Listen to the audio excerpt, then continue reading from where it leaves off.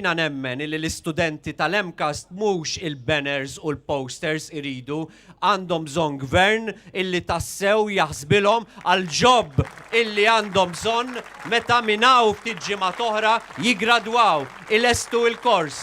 U dan il-gvern tajjeb ħafna l-banners, tajjeb ħafna l-posters, tajjeb ħafna l-riklami, imma meta tiġi għas-sustanza għal-jobs hemmhekk mhuwiex tajjeb. U daku li jridu iż-żgħażagħ tagħna x'pasta żgħata li Partit Laburista bil-wiċċ tost kollu jmur jagħmel il-banners, il-posters fl-MCAST li qiegħed jerġa' jinbena grazzi għal proġett mill-Partit Nazzjonalista fil-Gvern.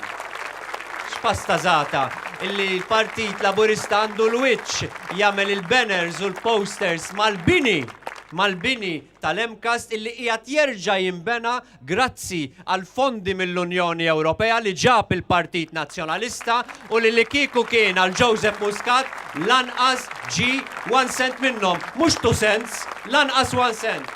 16 il-membru mill-grupp parlamentari tal-Partit Laburista, inkluż ministri, inkluż il-Prim Ministru, ma poġġewx, ma ppreżentawx id-dikjarazzjoni tal-assi tagħhom sad-deadline sal-eluq iż-żmien li kien l-aħħar ta' April, jiġifieri il-ġimgħa li għaddiet. Dan huwa skandaluż.